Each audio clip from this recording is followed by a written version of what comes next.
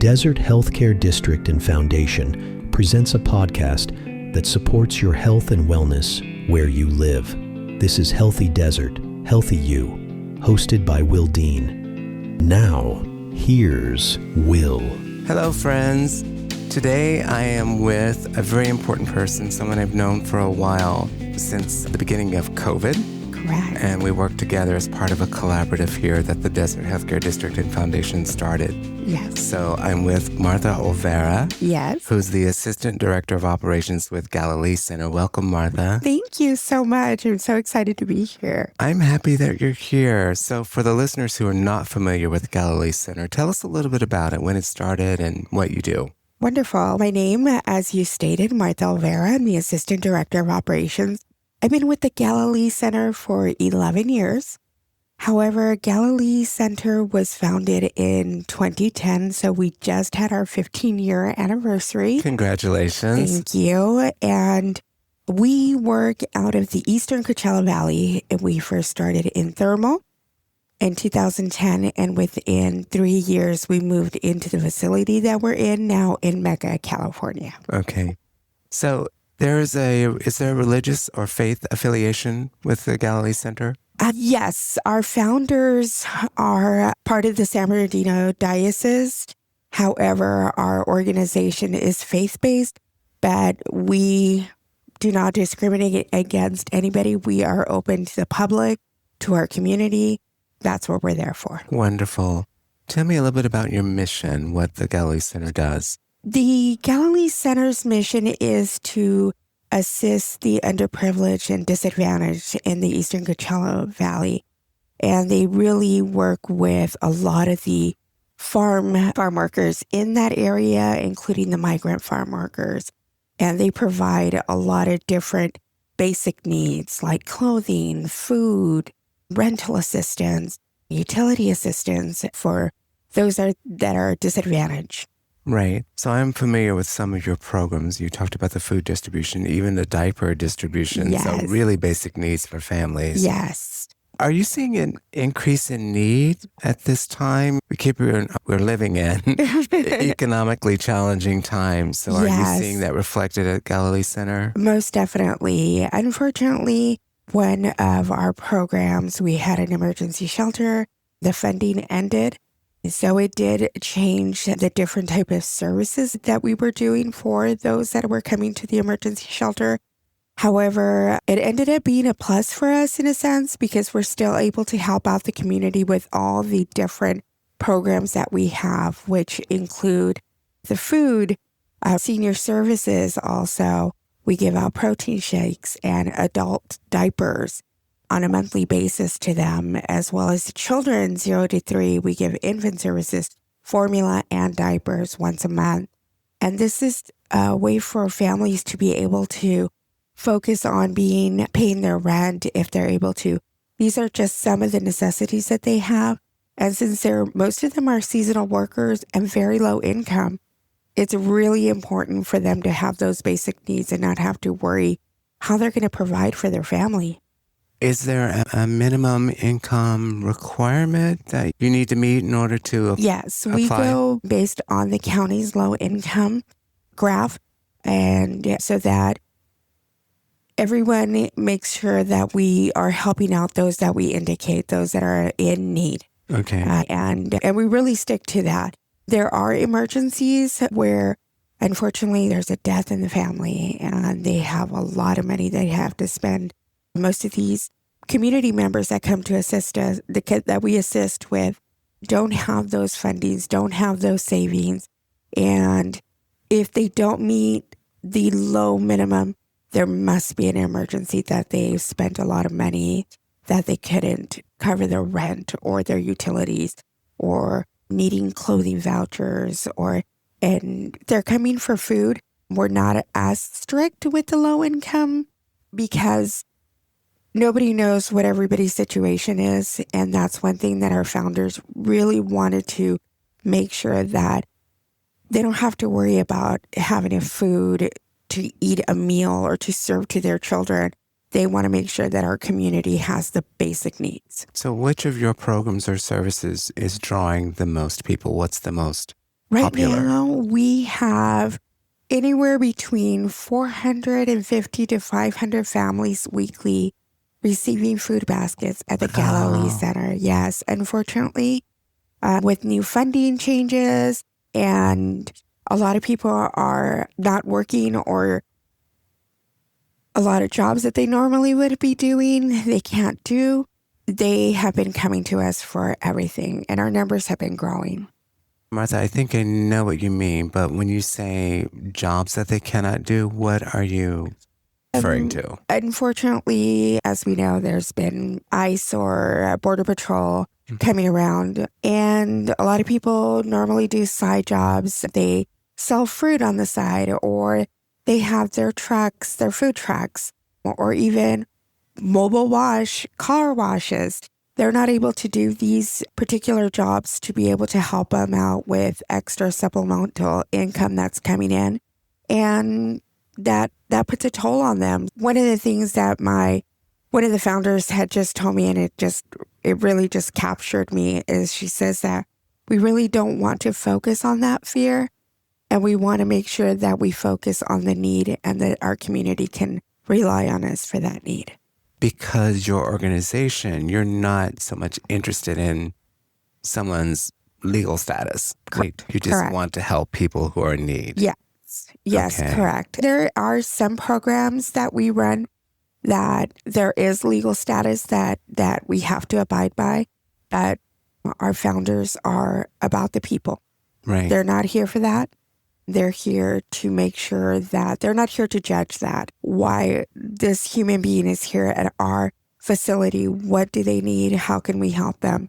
And that's what we're here for.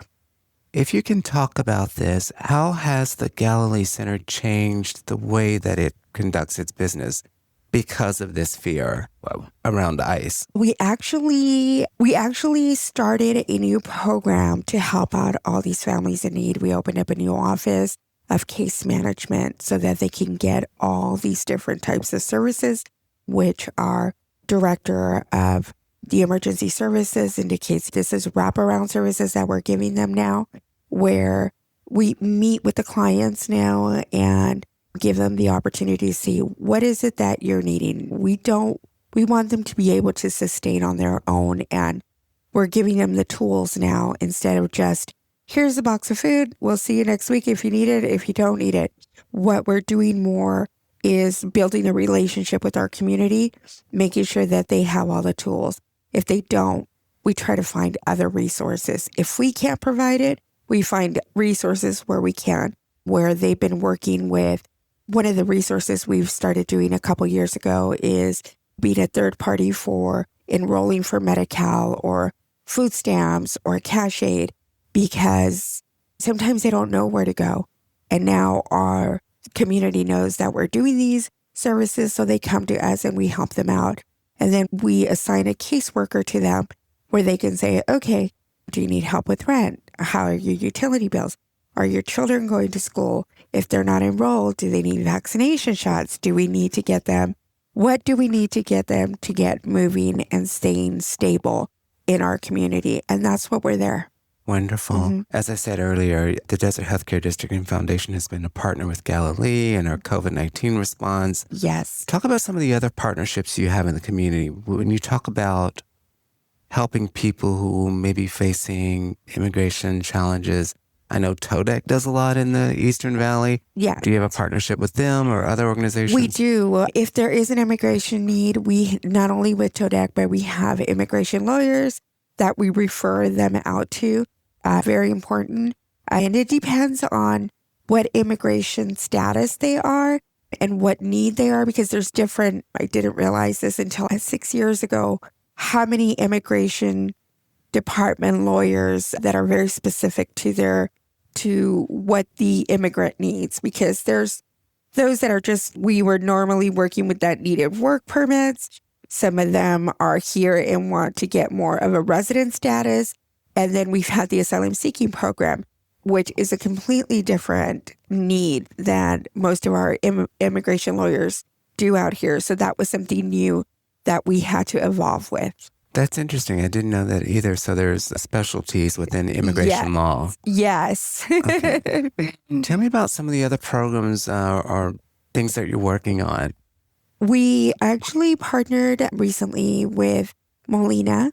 They refer us clients that are needing community support, and those clients come to us, and they're throughout the county of Riverside, and we assist them in that area. It's not just Coachella Valley, but all the way to Blythe, all the way to Riverside, and we assist them as well if they're needing rental assistance. They do housing navigation. They also work with landlords. We build relationships with them and their tenants so that they understand what the rules are of being a tenant and making sure that they follow those rules so that they can keep their housing, which is really important. Some of our clients are new to the country and don't understand all the laws. So that's an education for them. We try to educate them on how to be a good neighbor, how to be a good tenant, how to be a good civilian, and what you need to do to make sure that you coming into this country and you're able to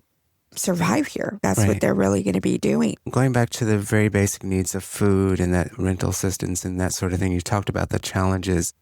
Is Galilee Center, are you in a position to actually meet the need right now? 500 families is a lot every day. Right. I think one of the most amazing things about the Coachella Valley is it supports the entire community. If there is a neighbor that is in need here in the Coachella Valley, there are more than 100 nonprofit organizations. And if you can't get the help with one, you can partner with another one. And we've done that many a times, refer them out, as we have mobile clinics, different mobile clinics, including county, come to our facilities to give services that are needed for them. So I think that's really important. Right now, are we meeting it? Yes. Are we going to be able to continue it if we have the continued support? If we have the donors that continue to donate on a monthly basis? We actually have a really inspiring young lady, and her first name is Lila, and we just did a newsletter on her. And she came to the Galilee Center on her junior year from high school, motivated to want to help the community. And when she got the tour, she was just like, how can I help? And her first fundraiser, she decided to collect clothing, especially for young teenagers, because that's the area that is very gray for people. They don't give a lot of donations for teenagers. So she did a clothing drive for teenagers so that they had some clothing to choose from. And she ended up, I think it was like 3 or 4 large bins, I think as tall as I am, full of clothing that she did at her school. And she said, okay, this is my first one. I'm ready for my second one. We're like, okay, what would you like to do? She said, I want to feed 100 families for a year. I said, really? I said, that's a big goal. She goes, yes, but I can do it. I know I can do it. If I could do this, I can do that. And she initially had said, I'm going to try to raise $50,000 my senior year. And I said, what? This is a lot. You're going to be going to school. And she said, yes, I think I can do it. I want to do it. Let me try it. And we said, okay. So she made the commitment and she decided to change her goal to 100,000. And since she started, she has raised now over $90,000. She's like right there at 100,000. Like we can see the finish line for her. And so it's really exciting that she was like, I can do this. I know this. And she's a senior in high school. And how do you not get motivated for that, knowing that a young person has come out here, going to school, does her activities, and is fundraising for Galilee so that our families can get fed. That is incredible. Right? We should have her on the podcast. You should. I will let her know. We will have her on if you like. So how did she do it? Just a lot of different types of events, or? She did videos. She would go to events and talk to people. Her dad supports her 100%. So her dad would give her, I believe, ideas as well and just go, okay, try this or try that. But she's a really smart cookie. So she sounds like it. And her name is Lila, right? Lila, yes. So, and she's actually on our webpage and we have her story on there. Fantastic. Yes. So for all of our listeners who may be inspired by Lila, how do they find out how to support Galilee Center? If you go onto our website for donations, you actually can click on Lila's story and there's a link to support her project. And it's called Project Pantry. And she is fully in charge of it. And it's wonderful. Yes. It is wonderful. Yeah. Our website address is www.galileecenter.org. That's awesome. Martha, thank you so much for being on the podcast. I so enjoyed talking with you. Thank you.